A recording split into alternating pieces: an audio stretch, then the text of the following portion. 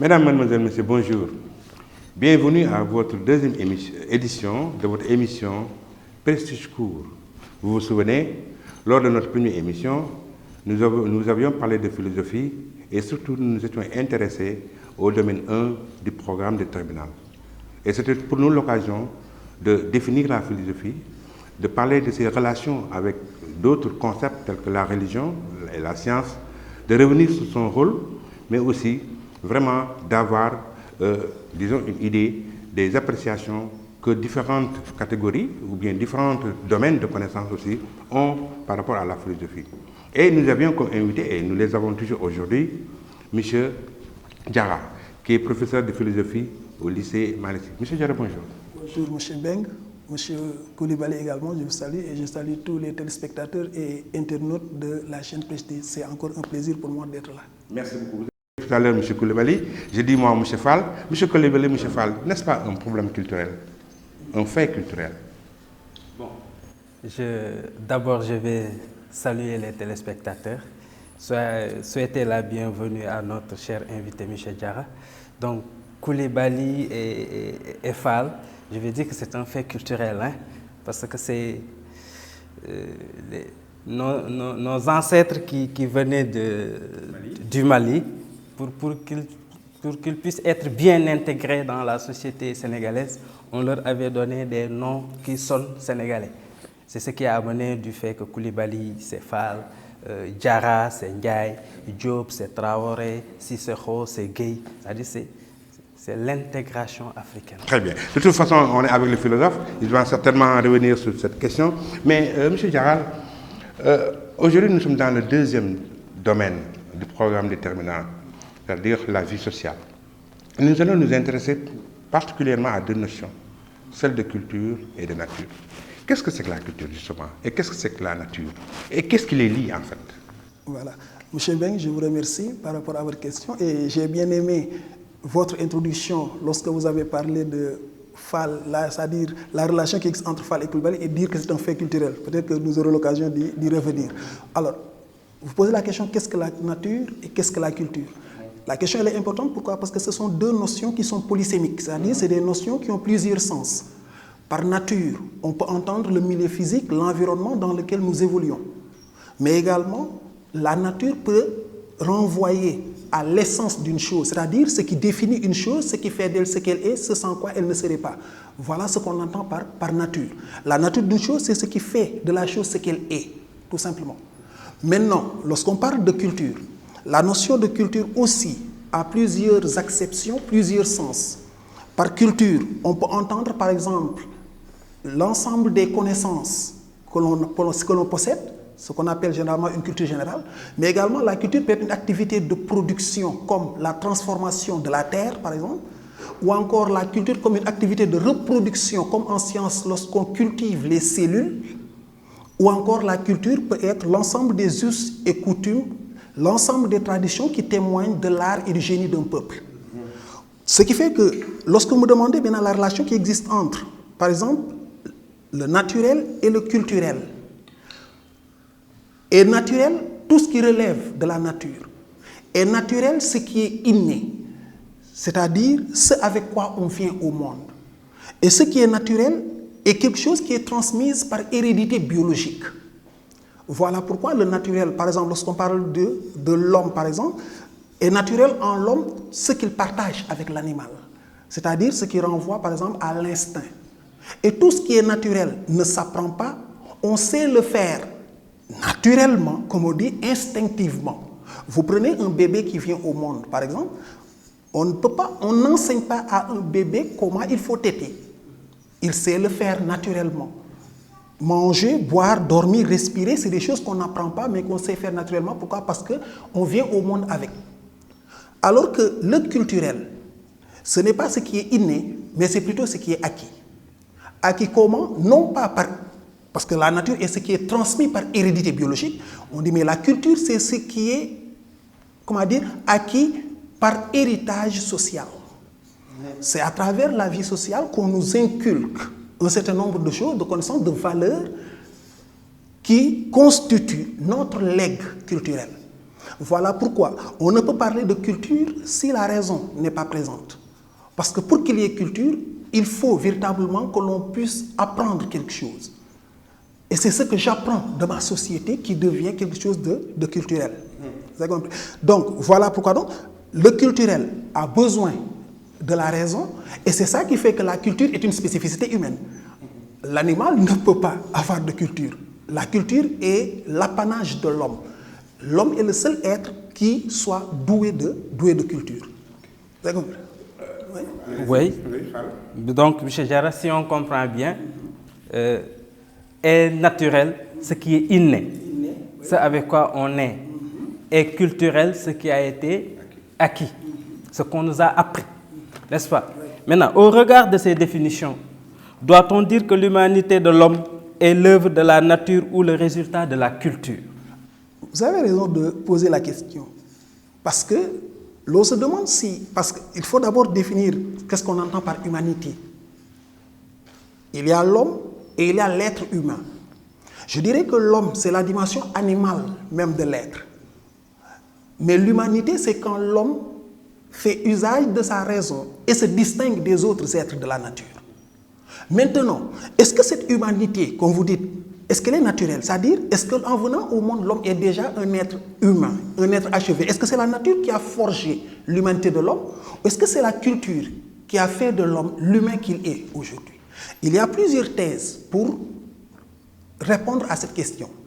Il y a d'abord, par exemple, la thèse essentialiste, qui défend l'idée selon laquelle l'essence de l'homme, parce que nous avons dit l'essence, c'est ce qui définit la chose, ce qui fait de la chose ce qu'elle est et sans quoi elle ne serait pas.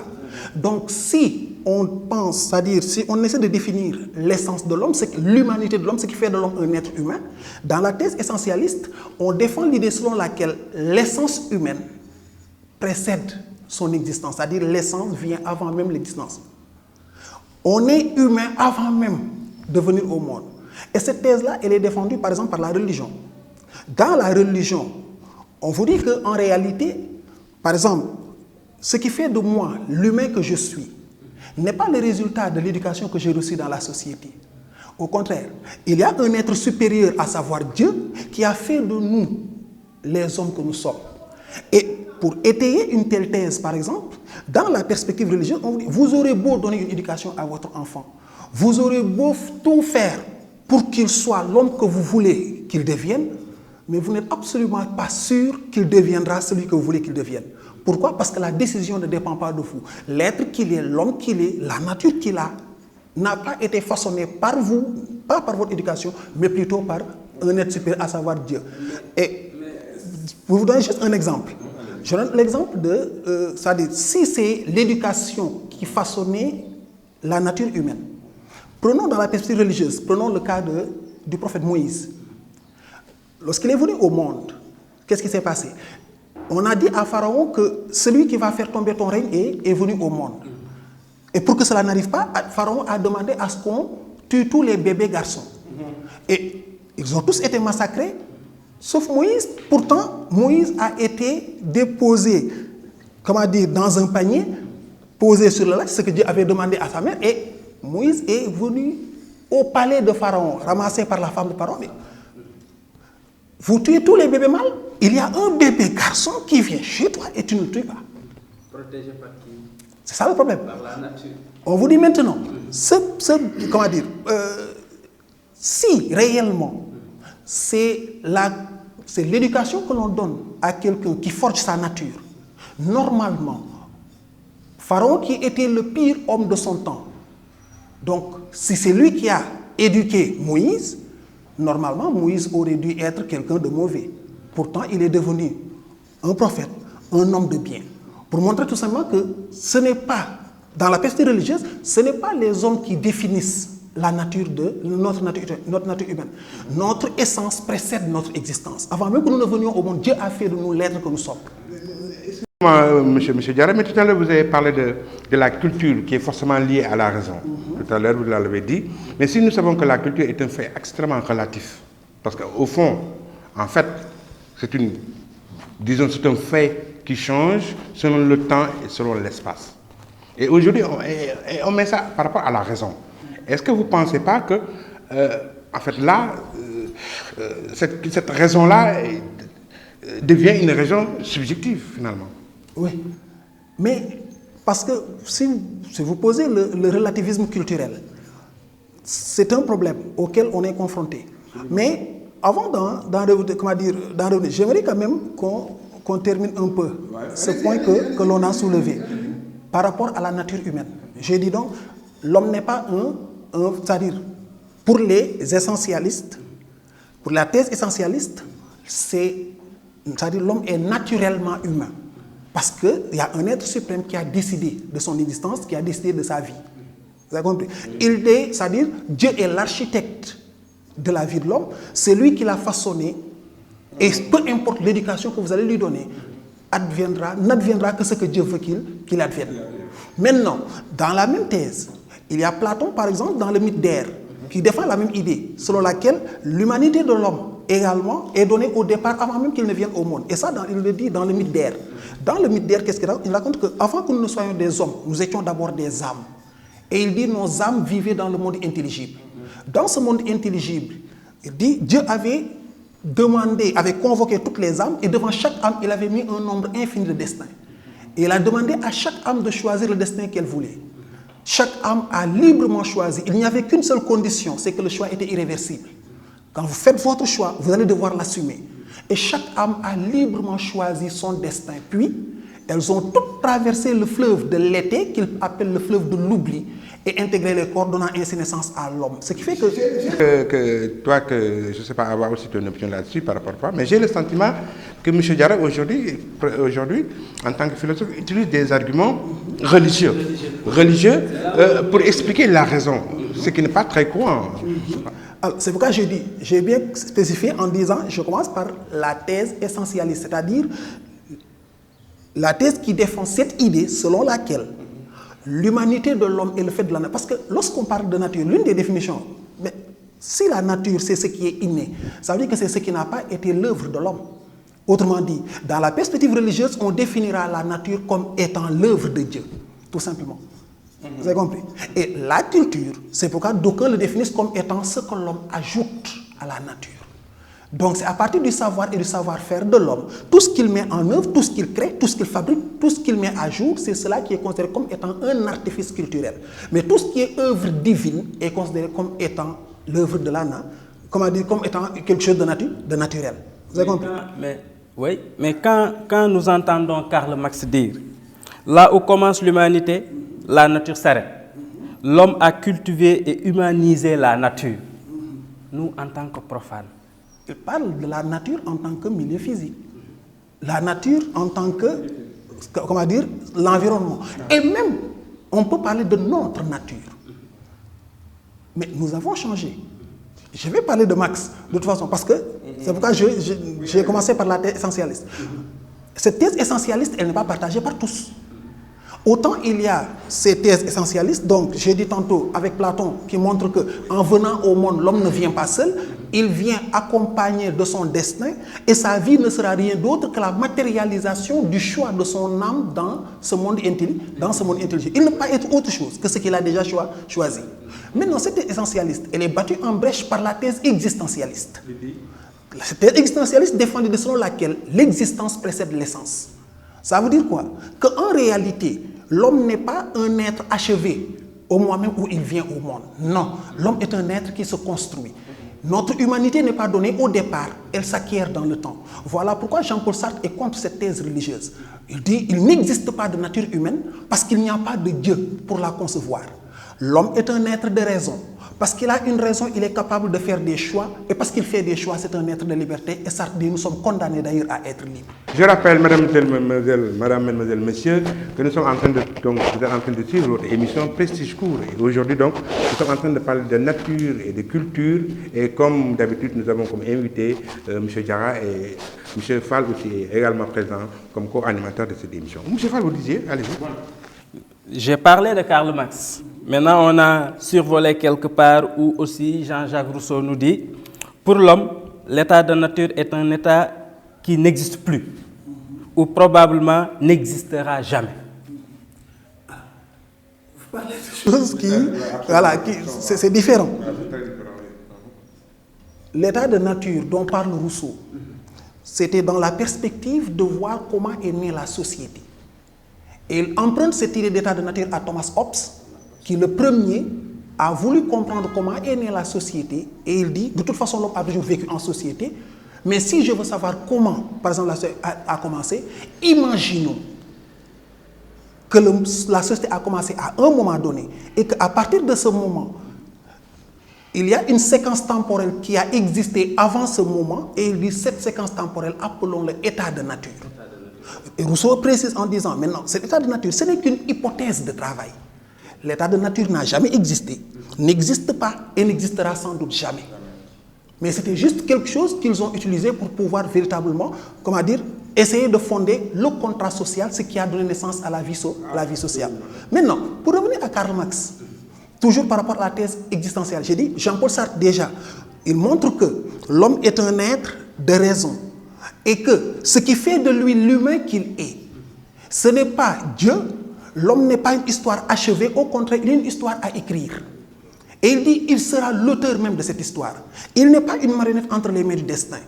Il est un être capable de faire ses propres choix et ce sont ces choix-là qui vont définir son humanité. Et c'est la raison pour laquelle d'ailleurs ni Dieu, ni la société ne font de l'homme ce qu'il est. Parce que pour la société également, Sartre dit, l'important ce n'est pas ce que la société a fait de l'homme, mais ce qu'il fait de ce que la société a fait de lui. Autrement dit, c'est à nous de décider de notre vie. Marx dit, dans toujours la même lancée, pour Karl Marx, qu'est-ce qui est à l'origine de l'humanité de l'homme? Marx, il est contre la thèse de Rousseau. Parce qu'avec la thèse de Rousseau, on va avec l'homme naturel, qui vit seul, isolé de ses semblables et qui est heureux. Karl Marx dit ça, c'est pas possible. Un homme vivant seul, sans les autres, et qui soit heureux, c'est pas possible. Le bonheur ne peut exister que lorsqu'on vit ensemble. Vous avez compris? Et Marx dit donc, en réalité, qu'est-ce qui fonde l'humanité de l'homme? Il dit, l'homme devient humain grâce à la société, grâce à la vie sociale.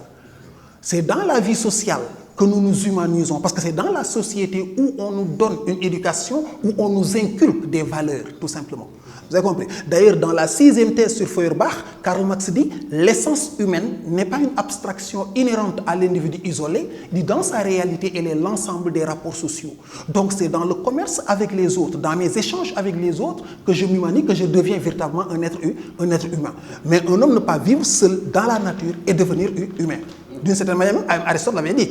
Aristote dit un homme qui vit naturellement sans société est ou un dieu ou une brute. Un dieu ou une brute. Mais justement, pour en revenir dans des termes beaucoup plus simples, parce qu'en fait, nous, comme il l'a dit, nous sommes peut-être des profanes. Quand vous prenez un homme, comment on peut distinguer?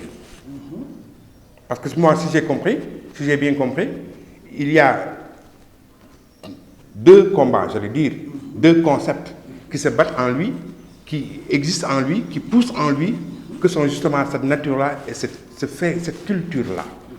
Comment peut-on distinguer justement en l'humain? Et est-ce que il est facile de faire cette distinction? Est-ce qu'on doit faire la distinction? Est-ce que ce ne sont pas ces deux-là qui font l'humanité finalement? C'est exactement ça. C'est-à-dire, dans cette thèse essentialiste comme dans la thèse existentialiste, on a vu qu'il y a des arguments qui sont proposés pour montrer que soit l'homme est l'œuvre de la nature, soit l'homme est l'œuvre de la culture. Mais dans les deux thèses, même s'il y a de la pertinence, il y a également des lacunes. Absolument. Ce qui fait qu'il y a une troisième thèse qui voit le jour. C'est la thèse d'Edgar Morin, cette thèse bioculturaliste. Morin dit en réalité, l'homme n'est pas nature ou culture, il est nature et culture. C'est la combinaison de la nature et de la culture qui façonne l'humanité de l'homme. Vous avez compris? Donc, ça veut dire quoi? La bioculture, ça veut dire que l'homme a des dispositions naturelles à l'humanité. C'est-à-dire, il a des dispositions, il a une raison, par exemple, il vient au monde avec une raison. Et cette raison, elle est naturelle. Mais cette raison, elle a besoin d'être mise en acte par la culture. Sans la culture, elle ne peut pas éclore. La preuve, regardez ce qu'on appelle les enfants sauvages. Oui. C'est les enfants qui ont été abandonnés et qui ont été élevés par des animaux. Ces enfants-là, mais ils se comportent exactement comme les animaux qui les ont élevés. Voilà pourquoi d'ailleurs pour comprendre cela, François Jacob dit, comme tout organisme vivant, l'homme est génétiquement programmé. Il dit, mais il est programmé pour apprendre. Or, si l'homme est programmé pour apprendre et qu'il n'a comme modèle que des animaux, bah forcément, il se comporte comme un animal. Maintenant, s'il vit avec des humains, il se comportera tel un humain. Ce qui veut dire donc que l'animal n'est pas culturel. Non, j'ai dit, la culture est l'apanage de l'homme, puisque dans la culture, il faut forcément la raison. La culture, c'est ce que l'homme met en œuvre de façon réfléchie, tout simplement. J'ai dit, c'est tout ce qui relève de son savoir, de son savoir-faire, de sa créativité, de son génie. Or, l'animal est un être d'instinct, régi par ses pulsions, ses penchants, ses instincts.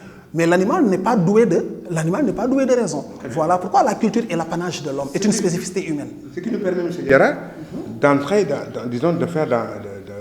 revenir à l'homme pour dire simplement que, il semble que, comme vous l'avez dit, vous venez de l'affirmer, la culture, c'est le propre de l'homme. L'animal n'est pas culturel. Mais maintenant, entre hommes, pourquoi pensons-nous que c'est ma culture, c'est sa culture, et donc finalement il y a, disons, une confrontation des cultures? Est-ce vraiment nécessaire? Est-ce le propre de l'homme que de confronter ces cultures?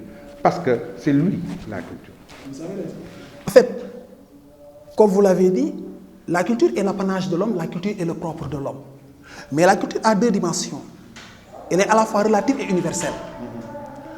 C'est-à-dire, universelle parce qu'il n'existe pas de peuple qui ne soit pas, c'est-à-dire qui n'ait pas de culture. Tous les peuples ont une culture, donc c'est ce que nous avons en commun. Mais également, relative, pourquoi? Parce que d'une communauté à une autre, les cultures ne sont pas les mêmes. Maintenant, c'est parce que les cultures sont différentes que certains se mettent, c'est-à-dire tout le monde, tout le monde se met à juger la culture de l'autre. Pourquoi? Parce qu'il y a ce qu'on appelle le sentiment ethnocentriste qui nous amène à juger l'autre parce qu'il est différent de moi. Ma culture, pourquoi je juge la culture? Parce que ma culture, c'est ce que je connais. Je viens au monde dans une communauté, dans une société où une éducation m'est donnée, des valeurs me sont transmises, une croyance m'est octroyée, une vision du monde même m'est donnée, ce qui fait que j'intègre tout cela, tout ce legs social, je l'intègre, je l'assimile, ça devient même comme une seconde nature. Automatiquement, quand je vois quelqu'un de différent de moi, quelqu'un qui pense de manière différente, qui a des valeurs différentes, je me mets à me dire que non, lui là quand même, ce qu'il fait n'est pas bien. Parce que je le compare à mes propres valeurs. Je commence à le juger. Voilà ce qu'on appelle l'ethnocentrisme et le fait de penser que votre groupe ethnique, votre culture, votre société doit être la culture de référence. Pourquoi n'avons-nous pas la même culture? Parce que nous sommes tous humains et cette culture dépend de notre raison. Pourquoi donc, en principe, nous devrions avoir la même culture? Qu'est-ce qui fait justement que ma culture n'est pas la culture de Fall ou de Koulibaly? Pourquoi? Mais parce qu'encore une fois, nous avons tous, c'est-à-dire si la culture procède de la raison, si la culture est l'œuvre de la raison, par rapport, la culture peut définir tout simplement comme l'ensemble des solutions que les hommes ont proposées face aux problèmes auxquels ils étaient confrontés. Deux communautés peuvent être confrontées au même problème et avoir des solutions différentes. Et pourquoi? Et pourtant, ils se battent tous sur la raison Oui, avec cette solution-là. c'est ça. Est-ce que seulement c'est la raison qui détermine la culture? Est-ce qu'il n'y a pas d'autres éléments autres que la raison qui viennent influencer justement cette culture? Cette culture, non, je dis, la raison, elle est celle qui donne naissance même à la culture. Mais, encore une fois, un peuple décline sa culture à partir de son idéal, de sa vision du monde. Les valeurs qu'il intègre, les valeurs auxquelles il donne naissance, sont des valeurs qui vont dans le sens, c'est-à-dire, c'est des valeurs qu'ils partagent tous. C'est ça qui fait que donc, c'est-à-dire, deux peuples, deux communautés, bien que ces communautés soient constituées par des hommes, comme je dis, donc des êtres doués de raison. Mais rappelez que la raison, elle n'est pas comme une machine où on doit dire tout simplement 1 plus 1 égale 2 ou non. La raison, elle est flexible. Vous avez compris? Je veux dire par là, on peut avoir un problème et avoir des solutions différentes. La preuve la plus simple, même en classe, quand vous proposez, les enfants reçoivent, par exemple, les élèves reçoivent les mêmes leçons. Ils entendent les mêmes explications. Vous leur proposez un seul sujet. Ils argumentent de façon différente. Chacun a sa manière de voir les choses. Voilà pourquoi il y a cette pluralité culturelle. Vous avez compris? Autre chose également, on peut, c'est-à-dire, si la culture, c'est l'ensemble des solutions que l'homme met en œuvre pour prendre en charge ses problèmes, si nous ne sommes pas confrontés aux mêmes problèmes, aux mêmes réalités, est-ce que nous allons avoir les mêmes solutions? C'est-à-dire, parfois le milieu naturel peut différencier la culture. Par exemple, les peuples qui vivent dans les milieux désertiques, les peuples qui vivent dans les milieux forestiers, les peuples qui vivent dans les milieux de savane n'ont pas les mêmes cultures. Là, c'est la nature qui a intervenu pour créer une différence culturelle. Voilà. C'est-à-dire, par rapport au milieu naturel, chaque peuple essaie de voir quel est le mode de vie qui convient le mieux afin qu'il puisse véritablement, bien vivre, tout simplement. Et c'est ça qui fait que donc on a cette différence culturelle. Maintenant, la question est de savoir, est-ce que cette différence culturelle, c'est-à-dire, doit nous amener à juger négativement la culture de l'autre? Oui, déjà, parce que quand nous avons parlé j'ai parlé tantôt d'ethnocentrisme, j'ai dit, nous sommes tous ethnocentristes. Et la raison elle est très simple. Parce que je ne connais rien d'autre que les valeurs que j'ai intégrées. J'ai été éduqué d'une certaine manière, donc j'ai une manière de voir le monde. Et quand je vois quelqu'un qui est différent de moi, quelqu'un qui voit différemment, automatiquement, je me dis que si quelqu'un doit se corriger, si quelqu'un doit changer sa façon d'être, c'est lui et non pas moi. Un exemple simple. Nous autres Sénégalais, comment nous appelons nos voisins de la sous-région? On les appelle les Nyak. Que veut dire Nyak en Wolof? Mais Nyak veut dire la clôture, la barrière. Mais entre la clôture et ce qui est clôturé, qu'est-ce qui est le plus important? Ah oui, mais c'est ce qui est clôturé qui est le plus important. Le Sénégalais pense qu'en réalité, les autres doivent le protéger. Pourquoi? Parce que nous sommes les plus beaux, nous sommes les plus intelligents, nous avons les plus forts. C'est normal. Vous allez en Côte d'Ivoire, les Sénégalais sont appelés des gourgis. Et ça n'a pas une connotation, positive. Vous avez compris? Pour dire juste que, c'est-à-dire, l'ethnocentrisme est un sentiment qui est commun aux hommes. Et c'est parce que tout simplement nous avons une culture que nous cherchons à la faire prévaloir sur les autres cultures. Maintenant, M. Diarra, cette différence culturelle n'est-elle pas parfois source de conflit? Forcément. Elle peut être source de conflit. Alors, je ne dis pas comme vous dites, parce que vous dites, elle est forcément source de conflit. En fait, ce que je dis, peut-être vous pouvez me laisser un peu précisément penser. Allez-y. Je dis, parce qu'en fait, moi, je suis de ceux qui pensent que le monde avance par conflit. Et que la confrontation des cultures, et ça n'a rien de négatif quand je parle de conflit entre cultures. Okay. Ça n'a rien de négatif, mais ça, simplement, ça a un sens, disons, de faire une sorte de synergie qui, dans ces deux dualités, sortent peut-être une culture meilleure. Ok, là j'ai compris. En fait, c'est la notion de conflit qui m'a posé problème. En fait, comme vous dites, la rencontre des peuples, c'est-à-dire, est-ce que la rencontre des cultures doit forcément aboutir à un conflit? Pas forcément. Parce que c'est vrai que lorsque je regarde l'autre qui est différent de moi, je le juge négativement. La question de savoir, mais est-ce que mon jugement est légitime? Ai-je le droit de penser que ma culture est supérieure à celle de l'autre? On vous dit en réalité, d'ailleurs, beaucoup l'ont fait. Les Grecs, par exemple, tous ceux qui n'habitaient pas la cité grecque n'étaient pas considérés comme des hommes civilisés. Ils les considéraient comme des barbares. Vous avez compris? Et quand j'ai dit, nous autres Sénégalais, nous considérons les autres comme des Nyak, tout simplement. Et dans ce cas, ça veut dire quoi? Ça sous-entend que nous pensons être supérieurs à ces gens-là. Mais l'idée de supériorité culturelle n'a pas de sens. Aucune culture n'est supérieure à une autre. Pour 3 raisons au moins. Vous ne pouvez pas parler de supériorité culturelle. Pourquoi? Parce que le jugement que vous portez sur la culture de l'autre n'est pas un jugement objectif. C'est un jugement totalement subjectif. Vous jugez la culture de l'autre non pas à partir de ses valeurs à lui, mais à partir de vos valeurs à vous. Un exemple. Dans notre culture, comparée à la culture occidentale, nous voyons que, par exemple, pour nos grands-parents ou nos parents, nous pensons que nos grands-parents, nos parents doivent toujours rester avec nous, à la maison. C'est à nous de prendre soin d'eux. Dans la culture occidentale, ces seniors sont mis dans des maisons de repos ou des hospices et autres. Quand les Africains se mettent à juger les Occidentaux, qu'est-ce que vous dites? Mais c'est comme s'ils n'ont aucun amour pour leurs parents. Mais est-ce que ce jugement-là n'est pas hâtif? Il est hâtif pourquoi? Parce que tout simplement, mais dans ces maisons de repos, ces vieilles personnes, mais ils trouvent des compagnons avec qui discuter. Ils ont des personnes qui les prennent c'est-à-dire qui les prennent en charge, qui veillent sur leur santé et autres. Et qu'on le dise ou pas, dans nos maisons à nous, qu'est-ce qui se passe? Nos grands-parents et autres, mais ils sont seuls. Mais on leur donne à manger, on leur donne à boire, on prend soin d'eux, mais ils ne discutent pas avec les gens. Ah non, non, non, Attention, non, attendez, je dis, attendez. Non, je ne suis pas d'accord. Moi, je vais vous dire une chose. Oui. Expliquez-moi, permettez-moi un peu. Allez-y. Quand on parle, quand on dit nous, ce nous-là, il faut vraiment le préciser. Parce que quand on dit nous, Africains, moi, je ne parle pas de l'Africain, lui, qui est, entre parenthèses, occidentalisé, qui se réclame africain, mais en fait, qui vit des valeurs occidentales. Moi, j'ai fait un peu partout dans le Sénégal. J'ai vu comment les Africains, entre parenthèses, authentiques, s'occupent de leurs vieilles personnes.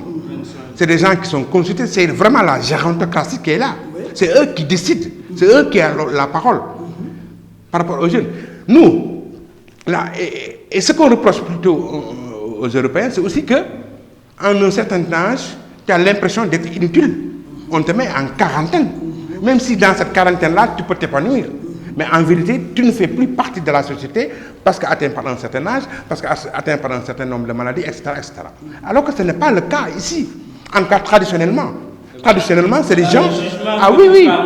Non, mais c'est-à-dire que le problème, à mon avis, et c'est ça qui me permet encore d'avancer un peu dans l'émission, le problème, ce n'est pas, à mon avis, une supériorité culturelle, mais le problème, c'est en fait une positivation, comment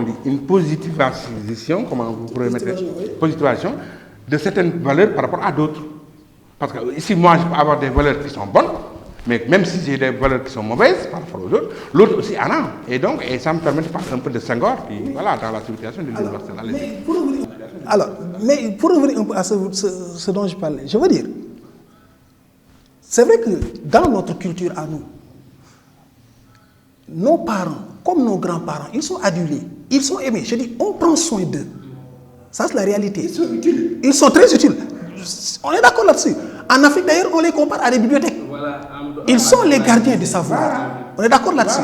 Mais je dis, attention, mais je dis, dans la réalité, maintenant, quand nous regardons dans nos maisons, attention, non, attendez, non, ce n'est pas, non, mais attendez, écoutez-moi seulement. Je vous dis, dans nos maisons, qu'est-ce qui se passe? Je dis encore une fois, pour ce qui est de tout ce qui est besoin, matériel et autres, on leur donne ce dont ils ont besoin. Il n'y a aucun problème. Quand on veut prendre une décision, on vient même les consulter. C'est ça que je dis. Mais et leur avis compte. Leur avis compte énormément. Mais je dis, il y a autre chose. Ce que nous constatons, ce que nous remarquons, c'est que, est-ce qu'on va, par exemple, c'est-à-dire, tant qu'on n'a pas besoin d'eux, est-ce qu'on va là-bas discuter avec eux? C'est ça que je parle. C'est très rare. Ça pose problème parce que généralement, quand tu as du temps pour venir discuter avec eux, ils ne te laissent pas partir. Pourquoi? Mais c'est ça la raison. C'est parce que, c'est-à-dire, ils veulent discuter avec les gens, mais ils n'ont pas cette occasion. Dès que vous leur donnez l'occasion, ils passent leur temps à... Alors que, vous pouvez ne pas être... Je suis d'accord avec vous. Attendez, si c'est un débat philosophique, le propre, c'est que vous pouvez ne pas être d'accord et être capable de l'argumenter. Je suis d'accord.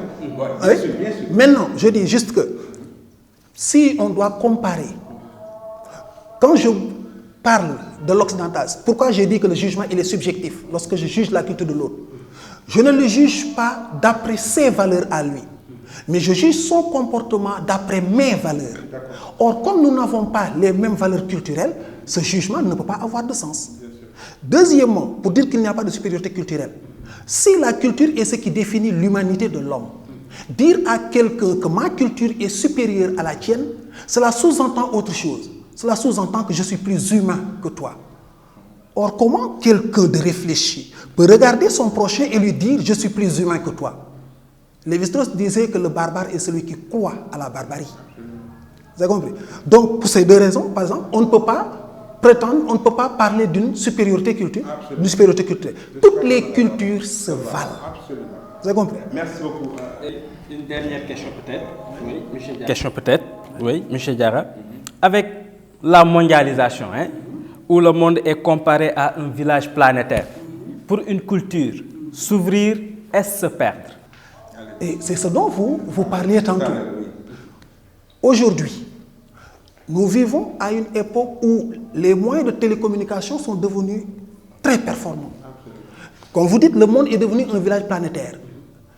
Les distances sont abolies, les frontières n'existent pas, tout le monde est en relation avec tout le monde. C'est un monde interconnecté. La question de savoir maintenant, cette rencontre des peuples, à quoi doit-elle aboutir? C'est-à-dire, comment dois-je penser la rencontre avec l'autre? Nous sommes arrivés à ce fameux rendez-vous dont parlait Senghor. Ce rendez-vous du donner et du recevoir. Ce n'est plus quelque chose, ce n'est plus un rêve, c'est devenu une réalité. Maintenant, comment la rencontre avec l'autre doit être appréhendée? Beaucoup redoutent la rencontre avec l'autre. Pour beaucoup, ouvrir sa culture à l'influence des autres, c'est se perdre. Pourquoi? Parce qu'aujourd'hui, si nous regardons par exemple la société sénégalaise et dans toutes les sociétés du monde par exemple, notre société aujourd'hui, pour beaucoup, elle est pervertie par la culture occidentale par exemple. Il y a aujourd'hui des choses que nous faisons et que dans le Sénégal traditionnel, ces choses-là n'étaient pas acceptées. Nous discutions avant même, par exemple, cette émission. En bas, on discutait du théâtre et de ses impacts. Je dis que dans le Sénégal traditionnel, par exemple, lorsqu'on joue une pièce de théâtre pour éduquer, informer, participer à façonner les jeunes, ceux qui jouaient, les acteurs, ils avaient un certain sens de la retenue. Il y a des choses qu'ils ne disaient pas, il y a des propos qu'ils pensaient être injurieux, par exemple. Dans une pièce de théâtre, je dis, même le simple mot « réo », « diou dafa réo », ça ne se disait pas. On dit « dafa khamadi »,« dafa khayadi » ou autre chose. Mais aujourd'hui, qu'est-ce qu'on voit?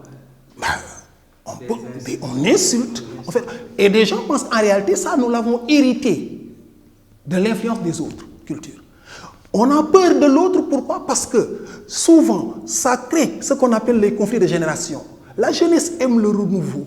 La jeunesse aime ce qui est, c'est-à-dire expérimenter des choses nouvelles. Alors que les anciens, ils veulent préserver la tradition. Pourquoi? Parce que c'est ce qu'ils connaissent, ce qu'ils maîtrisent, et ils en connaissent déjà les finalités. Quand, par exemple, quelque chose est interdit dans ma culture, et que dans la culture de l'autre, cette même chose est acceptée, mais les jeunes se mettent à se dire, mais c'est comme si on était en retard. La culture de l'autre est plus en avance sur la nôtre. Nous devons véritablement essayer de progresser. Mais vous avez compris? Est-ce que nous ne tendons pas vers une culture universelle? Attention, je vais arriver à ça. Je vais dire juste que dans ce premier temps, c'est-à-dire pourquoi certains redoutent le fait d'ouvrir sa culture à l'influence des autres. On a peur de perdre notre propre identité. L'ouverture aux autres peut être source de déracinement, d'acculturation, c'est-à-dire d'abandonner sa culture pour adopter la culture de l'autre. Et c'est pour ces raisons-là que certains ne veulent pas s'ouvrir aux autres et veulent vivre en autarcie. Parce que tout à l'heure, dans votre définition de la culture, vous avez dit que c'est en fait toutes les solutions que l'homme amène à ces problèmes. Comparativement, quand on prend par exemple deux sociétés qui sont différentes, bon, je prends clairement la société africaine et occidentale, qui ont eu à proposer des solutions, l'Occident qui a eu à proposer des solutions qui technologiquement sont supérieures aux solutions peut-être proposées, je veux bien dire technologiquement, proposées par les Africains. Dès lors que nos solutions sont supérieures, a-t-on tendance à penser que aussi cette culture elle est supérieure? Vous avez raison. En fait, c'est d'ailleurs le troisième argument que je voulais avancer. Allez. Parce que quand vous dites, vous avez très bien campé d'ailleurs le décor, en parlant de technologie. Mais là encore, on ne peut pas parler de supériorité culturelle. Pourquoi? J'ai un problème et j'ai trouvé des solutions par rapport à mon problème. Vous avez vos problèmes et vous avez trouvé des solutions par rapport à vos problèmes. Et même si c'est le même problème, mais que nos solutions sont différentes, l'essentiel, c'est d'avoir trouvé une solution. L'essentiel, ce n'est pas que ta solution est meilleure que la mienne. C'est pourquoi je dis qu'il n'y a pas de supériorité culturelle. Maintenant, et ça aussi, il faut le dire, il faut faire très attention parce que toutes les cultures se valent. Mais il faut faire la part des choses entre la culture et la civilisation. Parce que la culture n'est pas la civilisation. Si la culture, j'ai dit, c'est ce que l'homme ajoute à la nature. Si la culture, c'est l'ensemble des savoirs et des savoir-faire que l'homme a mis en œuvre pour prendre en charge ses problèmes. Qu'est-ce que la civilisation? On dit la civilisation est un degré de raffinement, de perfectionnement de la culture. Vous avez compris? Donc, ça veut dire quoi? Que la culture, c'est ce que l'homme ajoute à la nature, mais la civilisation, c'est ce que l'homme ajoute à la culture. Vous avez compris? Ce qui fait que, par exemple, un exemple simple, au Sénégal, lors de la cérémonie du baptême, quand on doit faire, il y a un plat spécifique qui est généralement préparé. Ah oui, le sanglé communément appelé le lard. Mais dans le Sénégal traditionnel d'ailleurs, la différence entre ngénte et toudou, mu dépendre de togg la xam. Vous avez compris? Dans le Sénégal traditionnel, comment on consommait ce plat? On le mettait dans une calebasse, les gens se lavaient la main et on se mettait tout autour, on mange. Cette tradition, elle est restée. Mais qu'est-ce qui a changé? C'est-à-dire, aujourd'hui, pour des besoins sanitaires, le même plat qui est la tradition est préparé.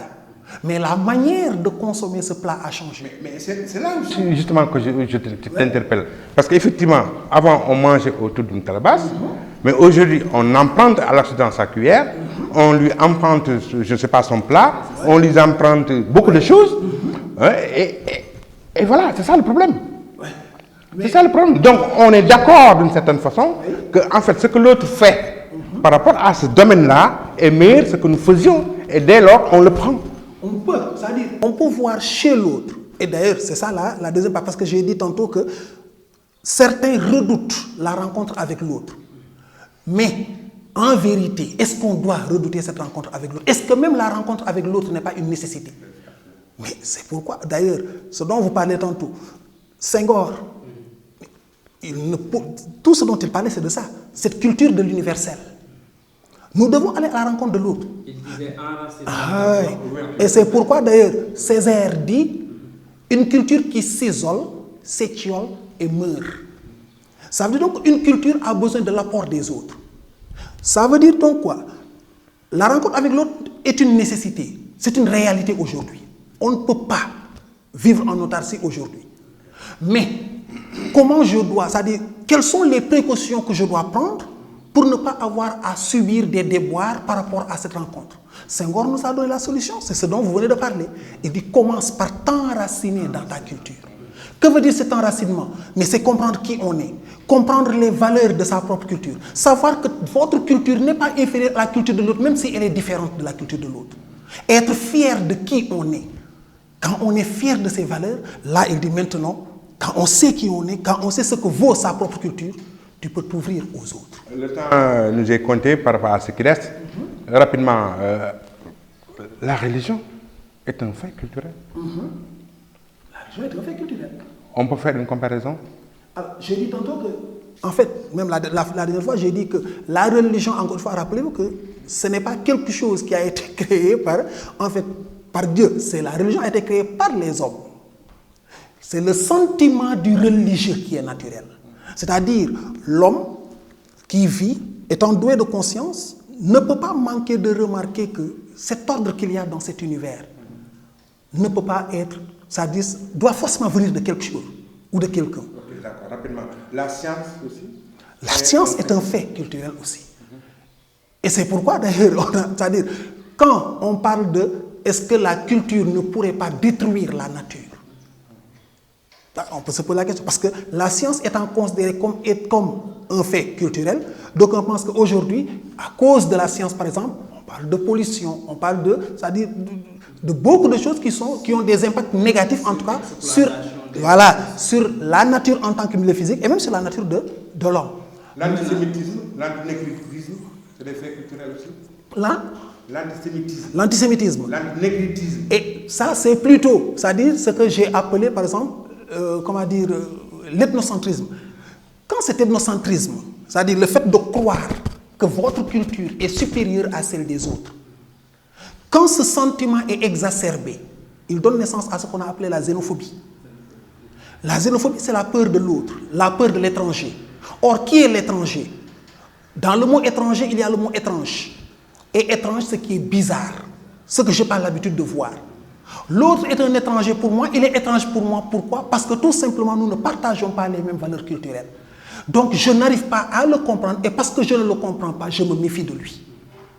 Et on vous dit maintenant, quand cet ethnocentrisme atteint son stade suprême, il donne naissance au racisme. C'est la peur de l'autre, tout simplement parce qu'il n'a pas la bonne couleur de peau. Vous avez compris? Et que ce soit cet antisémitisme et tout cet antisémitisme est né de ce sentiment ethnocentrisme. Croire que ces gens-là, ces juifs-là ne sont pas, par exemple, de bonnes personnes. Tout simplement. La technologie, vous avez dit tout à l'heure, excusez-moi M. Fall, c'est un fait culturel, mais aujourd'hui, est-ce que ce n'est pas un outil culturel? Oui, c'est un outil culturel. C'est quelque chose qui est né de la culture. C'est l'expression même de la culture de l'homme, tout simplement. Tout ce qui est artificiel, tout ce qui a été créé, fabriqué, mis en œuvre par l'homme est considéré comme étant un artifice culturel. Et la culture, la technologie est un artifice culturel. Maintenant, quelle est l'importance de la langue dans la culture? L'importance de la langue dans la culture. Oui. Mais la langue elle-même est c'est le véhicule de la culture. C'est par la langue qu'on transmet la culture. Vous avez compris? Le langage, par exemple, on dit c'est un fait culturel. Pourquoi? Parce que c'est un système de signes conventionnel destiné à la communication. C'est pour pouvoir nous entendre mutuellement, nous comprendre mutuellement que ce langage-là a vu le jour, tout simplement. Et donc, je rappelle à ceux qui nous suivent, à vous, chers élèves, que donc, nous sommes toujours avec M. Diarra, donc, qui est aujourd'hui venu donc, au niveau de l'émission Prestige Court, et aujourd'hui, il est en train de nous parler de la nature et de la culture. M. Fall, vous avez une dernière question par rapport à ça? Donc, ce que disait Senghor, nous sommes dans un rendez-vous du donner et du recevoir. Maintenant, nous, en Afrique, ne sommes-nous pas en train de recevoir plus qu'on ne donne? Qu'est-ce qu'on donne? Qu'est-ce qu'on reçoit? Qu'est-ce qu'on donne? Qu'est-ce qu'on reçoit? C'est vrai. Alors, lorsqu'on regarde, parce que comme nous avons dit, s'ouvrir, ce n'est pas forcément se perdre. Parce que Senghor préconise, encore une fois, d'aller à la rencontre de l'autre, que je puisse, c'est-à-dire m'enraciner dans ma culture, mais surtout m'ouvrir également aux autres. Maintenant, comme vous dites, dans ce rendez-vous du donner et du recevoir, chacun doit pouvoir apporter quelque chose. Mais la réalité est que, comme vous parlez de l'Afrique, par exemple, ce n'est pas l'Afrique qui a fait la révolution industrielle. Les moyens de télécommunication ne sont pas l'œuvre de l'Afrique, par exemple. Et par conséquent, si c'est l'Occident qui a le monopole, par exemple, de ces moyens de télécommunication, forcément, elle a plus d'influence sur l'Afrique que l'Afrique ne l'a sur l'Occident. Voilà pourquoi, par exemple, lorsqu'on regarde dans ce rendez-vous du donner et du recevoir, ce rendez-vous, il est faussé au départ. Faussé au départ, pourquoi? Parce que ce sont deux entités qui ne sont pas, c'est-à-dire au plan technologique, disons, sur le même pied d'égalité. Les Occidentaux ont plus de moyens d'influencer les Africains que les Africains n'ont de moyens d'influencer ces Occidentaux. Voilà pourquoi, quand nous regardons, même dans notre vie commune, ce que nous remarquons, c'est que dans notre manière de nous habiller, de parler, dans notre manière d'être, on s'est plus occidentalisé que les Occidentaux ne se sont africanisés. Allons-nous vers la disparition de la culture africaine? Non, pas du tout, je ne pense pas. En fait, la solution, c'est exactement ce que dit Senghor. Arriver à trouver ce métissage culturel, c'est-à-dire, je dois pouvoir regarder l'autre et ne pas voir en l'autre, tout simplement, c'est-à-dire quelqu'un qui est là pour me phagocyter ou quelqu'un qui est là pour me changer. Non. La culture de l'autre, je dois savoir que même si ma culture, je pense qu'elle est rayonnante, qu'elle a de la valeur, je ne dois pas oublier que toute culture est une œuvre humaine et aucune œuvre humaine n'est parfaite. Mais ça, c'est dans l'idéal. Oui, mais je dis, attention, ce que je veux dire par là, je veux dire juste que, parce que je sais qu'aucune œuvre humaine n'est parfaite, parce que je sais que donc ma culture n'est pas parfaite, je dois pouvoir apprendre quelque chose de l'autre. Et en apprenant quelque chose de l'autre, je donne l'occasion également à l'autre d'apprendre quelque chose de moi. Quand l'autre hérite quelque chose de moi et que je prends quelque chose de lui, quand je le regarde, je ne vois plus un étranger. Quand il me regarde, il ne voit plus un étranger. Et à ce moment, la communication peut s'installer. Vous avez compris? Voilà, pour moi, en fait, c'est comme ça que nous devons penser ou concevoir la relation entre, par exemple, aujourd'hui, l'Afrique et l'Occident.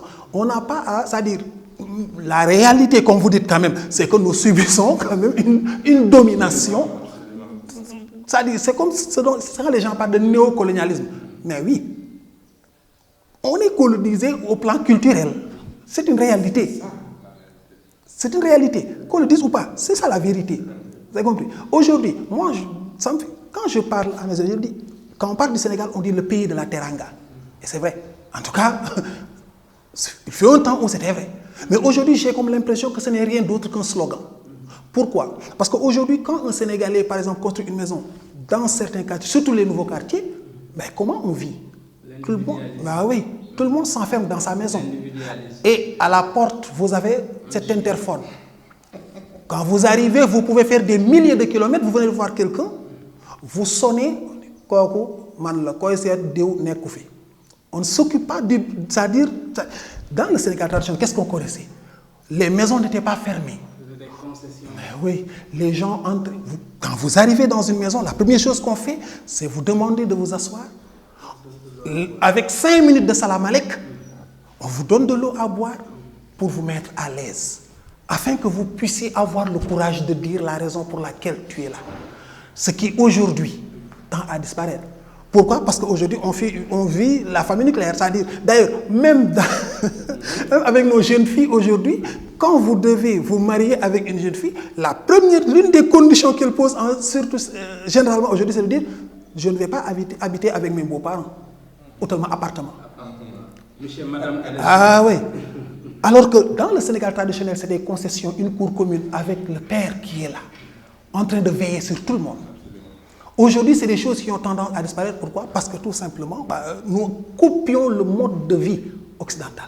Et ça, c'est la réalité. Finalement, donc, on n'est pas exactement dans ce rendez-vous de donner de recevoir comme Senghor l'avait imaginé, mais en fait, on est dans un cadre où il y a des gens qui reçoivent tous les autres. Et surtout, même avec le cadre Senghor, Senghor pensait surtout que c'est l'art que l'Afrique va le plus apporter. C'est-à-dire, c'est dans ce domaine esthétique que l'Afrique va plus, comment dire, contribuer dans sa participation par rapport au monde et autres. Voilà, donc c'était ça. Donc, Senghor, on termine donc sur ces notes de Léopold Sédar Senghor. Donc je rappelle donc que vous êtes en train de suivre votre émission Cours Prestige et comme la semaine passée, nous vous avions parlé de la philosophie, des réflexions philosophiques. Aujourd'hui donc, nous avions parlé de la nature et de la culture et on était avec M. Fall. M. Fall, vous pouvez dire au revoir. Donc juste apporter une précision parce qu'il y en a qui se posent des questions. Est-ce que Prestige Cours, c'est uniquement pour la philosophie? Et je leur dis non.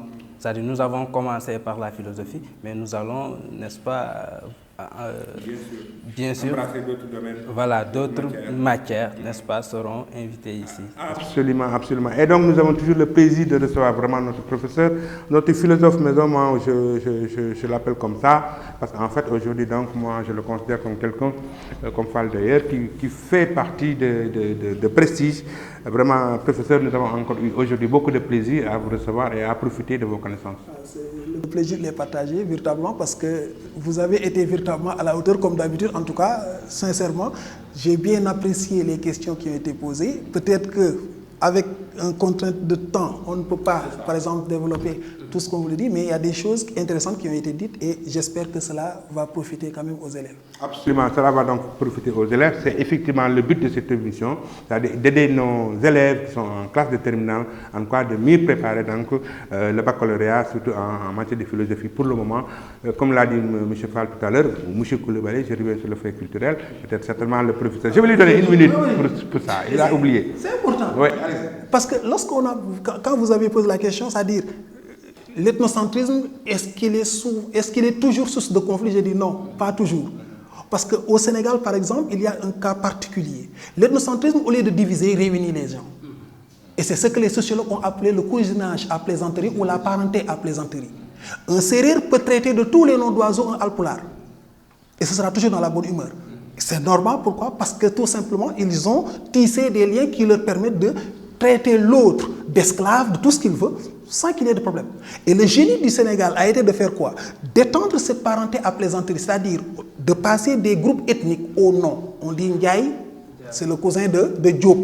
Fall, Diagne, Gueye, ainsi de suite, ils sont tous cousins. Mais comme au Sénégal, le cas est particulier, parce que le Sénégal, c'est un pays où il y a beaucoup de nationalités, surtout la communauté mandingue. Alors, il y a eu, je dis souvent, le génie du Sénégal a été véritablement de trouver des équivalences au nom mandingue. Et c'est pourquoi, par exemple, pour pouvoir les intégrer, comme il l'a dit au début, Ndiaye, c'est-à-dire Diara, veut dire, c'est-à-dire, on dit son équivalent c'est Ndiaye, Fall, son équivalent c'est Koulibaly, Traoré, Diop, Sissoko, Gueye, ainsi de suite. Comme ça, tout le monde a un cousin au Sénégal et c'est ça qui, quand même, nous préserve de certaine manière de ce que nous avons vu dans d'autres pays comme les guerres ethniques et autres. Et c'est très beau, c'est vraiment une très grande réussite, je ne sais pas sénégalaise ou africaine, mais en tout cas on en est très fiers. Voilà, absolument. Et c'est sur ces notes-là, en tout cas, qui sont des notes, disons, positives, que nous fermons cette émission Prestige Court et nous donnons rendez-vous la prochaine fois pour un autre thème. Merci.